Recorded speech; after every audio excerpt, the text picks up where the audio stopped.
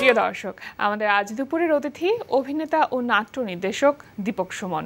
শুভ দুপুর ভাইয়া। শুভ দুপুর। কেমন আছেন? আচ্ছা, এখন তো বেশ ভালো, কারণ হচ্ছে যে গণ অভ্যুত্থান পরবর্তী একটা সুন্দর বাংলাদেশে দাঁড়িয়ে আছি। 18 কোটি মানুষ কথা বলছে, সবাই সবার অধিকারের কথা বলছে। এইরকম মুক্তবাক বাংলাদেশ, সুন্দর বাংলাদেশ। একটা আফসোস আছে যে অনেক মানুষ, অনেক শিক্ষার্থী, অনেক জনতা এই রক্তাক্ত জুলাই যে সময়টাতে শহীদ হয়েছে, তারা আমাদের এই সুন্দর বাংলাদেশের এই মুহূর্তটুকু আমরা উদযাপন করছি বটে, তারা দেখতে পারলো না। এটা একটা ভীষণ শোকের ব্যাপার। বা যখনই মনে পড়ে ওদের কথা, তখন অনেক সময় একদম স্তব্ধতা ব্যথিত হয়। আর একটি বিষয় যে স্বাধীনতা বা এই যে মুক্তবাক, এই বিষয়টির কথা আপনি বলছিলেন, আমাদের কাছে মনে হয় যে সব জায়গাতেই আসলে স্বাধীনতার সংজ্ঞাটা সবার বোঝা উচিত। আমাদের আসলে কোথায় থামতে হবে। শুধুমাত্র অনেক কিছু বলে ফেললাম তার মানে কিন্তু আমি স্বাধীন, ব্যাপারটা এরকম না। কোথায় থামতে হবে এই বিষয়টি নিয়ে ভাবাটাও জরুরি। আপনি যে জায়গাতে বা যে অঙ্গনে এতগুলো বছর ধরে আসলে কাজ করছেন, সেটাও তো একটা ভাষা, সেটাও তো একটা কমিউনিকেট করছেন আপনি আপনার দর্শকদের সাথে, আপনার শ্রোতাদের সাথে। মঞ্চে যে এতগুলো বছর, এখন অনেকগুলো জায়গা নিয়ে আপনি ব্যস্ত আছেন। আপনি ডাবিং করছেন, আপনি অভিনয় করছেন, নির্দেশনা দিচ্ছেন, চলচ্চিত্রে কাজ করছেন। তো এখন কোন প্ল্যাটফর্মগুলো নিয়ে বেশি ব্যস্ত? আমি অভিনয় করতে পছন্দ করি। আর হ্যাঁ, ডিরেকশনের কাজটা, বিশেষ করে মঞ্চের ডিরেকশনের কাজটা বেশ নেশার মতো বলতে পারেন। যখন যে সময়টুকু দূরত্বে ছিলাম এই কাজটা থেকে, সেই সময়টা আমি আমার নিজের মধ্যে অনেক রকম হাহাকার কাজ করেছে, এবং তার জন্য আমার নিজের লাইফস্টাইল বা আমার আচার আচরণে অনেক রকম বাজে পরিবর্তন হয়েছে। যখন আমি এই কাজ থেকে দূরে নিজের প্রিয় নেশার কাজটি করতে পারিনি, মঞ্চের ডিরেকশনের কাজটা, তখন এটা হয়েছে আমার মাঝখানে 7 বছর এরকম সময় হয়েছে। যাই হোক, আমি এখন মনে হচ্ছে যে ঠিকঠাক। আর আমি একটা কথাই আপনার সাথে একটু সংযোগ করতে চাই, সেটা হচ্ছে যে হ্যাঁ, আপনার ওই যে কথাটা, যে কোথায় থামতে হবে, যে কথাটা, যেমন আমার কাছে মনে হয় যে কাউকে থামায় দেওয়ার দরকার নেই। পারস্পরিক বিতর্কের মাধ্যমে, যুক্তিতর্কের মাধ্যমে নিঃসন্দেহে আমরা একটা যুক্তিপূর্ণ জায়গায় পৌঁছাতে পারবো, এই সমাজ ব্যবস্থায় যাওয়া দরকার। আর আমার ব্যস্ততা থিয়েটার নিয়ে বটেই, তার পাশাপাশি আমি রুটি রুজির প্রয়োজনে ডাবিং নামে একটা কাজ শিল্পের সাথে জড়িত অনেক বছর ধরে। আর ওটিটি প্ল্যাটফর্মে অভিনয় করছি, একটা কিছু চলচ্চিত্রে অভিনয় করা হচ্ছে।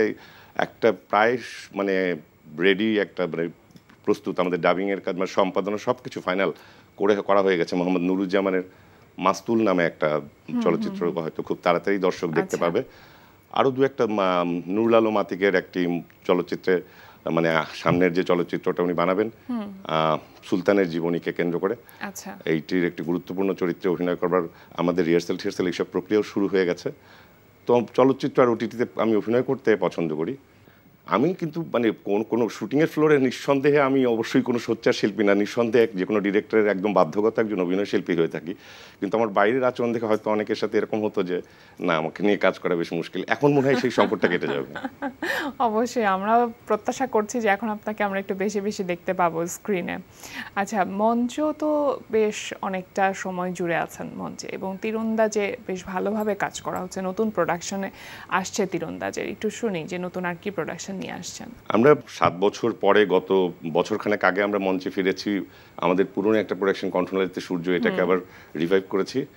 এটার আমি নির্দেশনা দিচ্ছি নতুন করে, একটা ফর্মে নিয়ে আসা হয়েছে, নতুন একটা প্রেজেন্টেশন ফর্মে নিয়ে আসা হয়েছে নাটকটিকে আবার।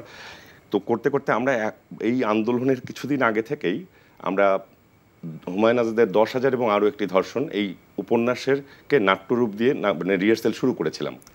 একটা পর্যায়েও চলে গেছে রিহার্সেলটা। আমরা ব্লকিং ইত্যাদি শুরু করেছি। তারপরে এই তো আন্দোলন, বা আমরা আসলে রাজপথে চলে গেলাম। আমাদের তীরন্দাজের প্রায় সব কর্মী রাজপথে প্রত্যক্ষভাবে এই আন্দোলনের সঙ্গে ছিল। সো আমাদের রিহার্সেল ফ্লোরে মাসখানেক ধরে আমাদের রিহার্সেল ফ্লোরে ফেরা হয়নি। গত পরশুদিন থেকে আবার শুরু করেছি আমরা রিহার্সেল। তো ওই উপন্যাস অবলম্বনে আমাদের যে প্রোডাকশনটা, সেটা হচ্ছে মুনিয়া অথবা ময়নার গল্প। আমরা ময়নার গল্প থেকে বা মুনিয়ার গল্প থেকে সেটা জানবার চেষ্টা করবো যে আমাদের তনু বা সীমা বা ইয়াসমিন, এই যারা এই বাংলার বুকে প্রতিদিন ধর্ষিত হচ্ছে, এই জায়গাটায় থামতে হবে, এবং থামার জন্য কোন কোন জায়গায় আমাদের নাক করতে হবে, এই জায়গাটুকু নিয়ে আমরা একটা গল্পের মধ্যে দিয়ে বলার চেষ্টা করছি। আচ্ছা, তাহলে হুমায়ুন আজাদের এই উপন্যাসটিকে আপনারা বেছে নিলেন কেন? আমরা হুমায়ুন আজাদকে বেছে নিলাম কেন, এইটা একটা গুরুত্বপূর্ণ কথা। ধর্ষণের যে কারণগুলি, আমাদের যে সামাজিক রাজনৈতিক যে কারণগুলির দায়ী আমরা এই মূলে চিহ্নিত করতে অনেক সময় ব্যর্থ হই। মানে যারা রেপ ঘট করছে হয়তো 13, 14, 15, 16, 17, 18 এরকম বয়সের যে তরুণ কিশোররা রেপিস্ট হিসেবে সমাজে দাঁড়িয়ে যাচ্ছে, এর পেছনে অনেক শক্তি আছে, বা রাষ্ট্র ব্যবস্থা নিজে দায়ী, ক্ষমতা দায়ী। মানে ওরা কারো ইন্ধনে বা কারো ক্ষমতাশালী হয়ে কাজটি করছে, ওদের বিকারগ্রস্ততা তৈরি হচ্ছে, ওদের শিক্ষা ব্যবস্থা দায়ী হতে পারে, এরকম নানান কিছু বিষয় দায়ী আছে। আমরা বাংলাদেশের প্রত্যন্ত একটি অঞ্চলের একটা মেয়ে ময়না মাত্র ক্লাস 9-এ পড়ে, সেই মেয়েটা ধর্ষিতা হবার পর থেকে গল্পটা শুরু। এখানে ধর্ষণের গল্পটা বরং বলা হয় না, ধর্ষিতা হবার পরে আমার সমাজ, রাষ্ট্র তাকে কিভাবে তার পরিবারকে তাকে আরও কিভাবে লাঞ্ছিত করতে থাকে, সেইখান থেকে ময়নার সাউটটা করে কোথা থেকে, বা ঘুরে দাঁড়াবার জায়গাটা কোথায়, চিহ্নিত করবার জায়গাটা কোথায়, হু ইজ দ্য ক্রিমিনালস এই ঘটনার পেছনে, এইগুলোকে চিহ্নিত করবার চেষ্টা করে ময়না। ওই কিশোরী ময়নার মধ্য দিয়ে আমরা এই গল্পটা বলতে চাইছি। সাধারণত উপন্যাস থেকে যখন কোনো নাট্যরূপ দেওয়া হয় তখন নাটকের প্রয়োজনেই হয়তো কিছু সংযোজন বা বিয়োজন করতে হয়, সেটা কি করা হয়েছে নাকি হুবহু উপন্যাসটাকেই তুলে ধরার চেষ্টা করেছেন আপনারা? আমরা তো নাটকের নামটাই বলছি মুনিয়া অথবা ময়নার গল্প। নাটকের ক্যারেক্টারটা ময়না, আর মুনিয়া আমাদের এখানেও একটা আলোচিত নাম আমাদের বাংলাদেশে। আমরা আসলে নারীর শুধু ধর্ষণ নয়, নারীর কত রকম ভাবে নিগৃহীত, কত রকম কৌশলে বঞ্চিত, নির্যাতিত, মানে নারীকেই এই অপ্রেসড অবস্থায় নেওয়ার জন্য কোন কোন প্রক্রিয়া দায়ী, এই সমস্ত কথাটাকেই ছোট্ট একটু 1 ঘন্টা 40 মিনিটের একটা সময় একটা গল্প দিয়ে তাবৎ পৃথিবীর নারীর সংকটকে তুলতে চেয়েছি। আচ্ছা, সো এখানে সংযোজন বিয়োজন তো আছেই, এবং নাটক দেখবার মতো জিনিস, অনেক কথাবার্তা হয়তো আমাদের প্রয়োজন হয়নি, ওকে বললে এরকম অনেক কিছুই, হ্যাঁ মানে কিছু কিছু বাদ দিতে হয়েছে। আর ময়না ছাড়া আরো অনেক প্রসঙ্গ একটু যোগ হয়েছে। মূলত ময়নার গল্পটাই আমরা বলেছি। এটার তো নির্দেশনা আপনি দিয়েছেন, নাট্যরূপ এবং নির্দেশনা দুটোই আমি আমার। সেক্ষেত্রে আপনার মাথায় কি কাজ করেছে বা কোন ভাবনাটা আপনাকে আসলে খুব বেশি ভাবিয়েছে নির্দেশকের জায়গা থেকে? আমাকে ভাবিয়েছে যে ধর্ষণ বা ধর্ষণের বিরুদ্ধে সোচ্চার এই প্রতিবাদগুলো আমাদের সমাজে জারি আছে তো বটেই, কিন্তু আমার কাছে মনে হয়েছে এর মূলে যে ক্ষমতা দায়ী সেইটাকে সুস্পষ্ট রূপে চিহ্নিত করা খুব বেশি হয়নি। আমরা চিৎকার করেছি, ধর্ষকের ফাঁসি চেয়েছি ইত্যাদি নানা রকম কথাবার্তা বলেছি, ওর পেছনের ঘটনাটা কোথায় গেলে থামানো যাবে জিনিসটাকে, সেইটাকে সুস্পষ্ট রূপে চিহ্নিত করা যায়নি। হুমায়ুন আজাদের এই উপন্যাসটাকে আমার মনে হচ্ছে সেই জায়গাটায় পড়ার পরে মনে হচ্ছে সেই জায়গাটা চিহ্নিত করবার চেষ্টা করেছে এই গল্পটা। সো সেই জায়গাটা থেকে আমার আলাদা মনে হয়। কবে নাগাদ এই নাটকটি মঞ্চে আসতে পারে? এটা তো একটা হচ্ছে শিল্পকলা খুলে দেওয়ার পর আমরা শিল্পকলায় করতে চাই, আমরা মহিলা সমিতিতে এই নাটকটির প্রথম শো করতে চাই না, শিল্পকলায় টানা কয়েকটা প্রদর্শনী করতে চাই। 8 বছর শিল্পকলায় নাটক করি না, মোটামুটি প্রস্তুত আছি, যে কোনো সময় শিল্পকলা খুললেই আমাদের হল বরাদ্দ দিলে আমরা শুরু করব।